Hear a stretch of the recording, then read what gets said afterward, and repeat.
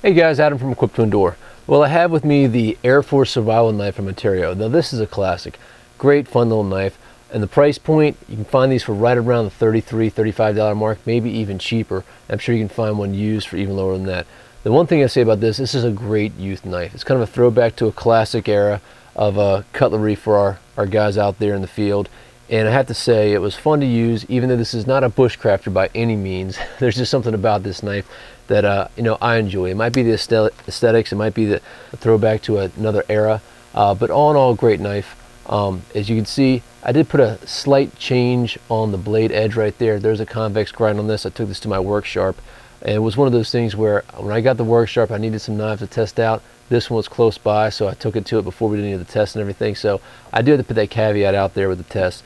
But the edge retention did very, very well.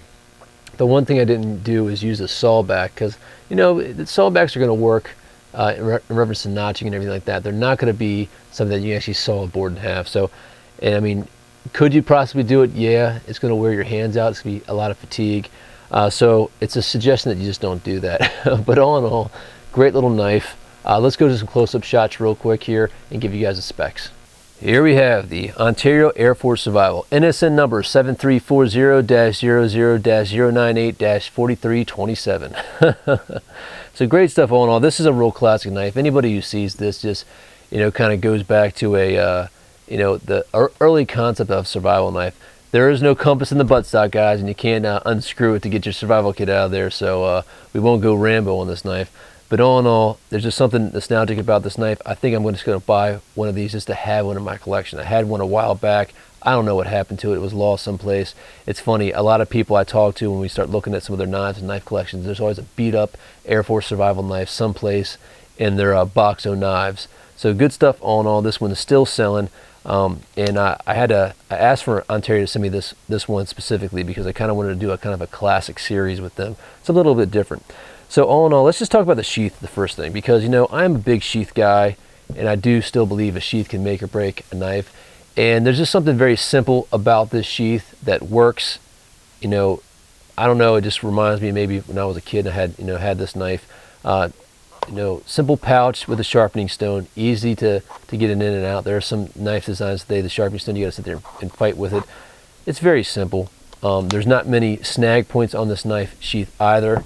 Very simple retention strap, simple belt loop, a couple different areas you can lash and different stuff. They got a piece of shoestring right here that you can easily replace with some 550. The only issue with that is the holes are kind of small, so you might need to gut the 550, or you might need to cut them at an angle and pre-burn them before you get them through there. Also, we have this plate back here in case you push too hard and hopefully you won't pierce through the leather. The leather is pretty thick gauge, so I don't think that's a problem, but that's just an extra little feature. Plus, this won't rub against you that much and wear down your clothes like leather will. But all in all, great stuff. The sheath itself is, just a few ounces, so it's not gonna be one of these heavy leather sheaths. But let's put it aside and talk about this little bad boy. As you guys can see, and I'll give you a closer look at the blade edge, I did convex the edge. I've seen lots of people do lots of different things with this knife, and do some really good things. Simple clip point design. There is a slight edge on the clip right here, which you could either sharpen or just let it go dull and not worry about it. There's a tapering right here, so it's kind of a classic Bowie type shape. We do have the saw back here. I didn't saw anything. The reason being, this is going to be something you can use for notching and stuff like that, setting traps, even notching for lashing and everything like that if you want to. The guard has two slots in here to make this a spear if need be. That's only one thing I didn't really like is the guard, because I wasn't able to do the bushcrafty type thing. So I might even lop this off of mine if I do some modifications. The stacked leather handle is very rough, very rugged, but we still love it and it still feels good.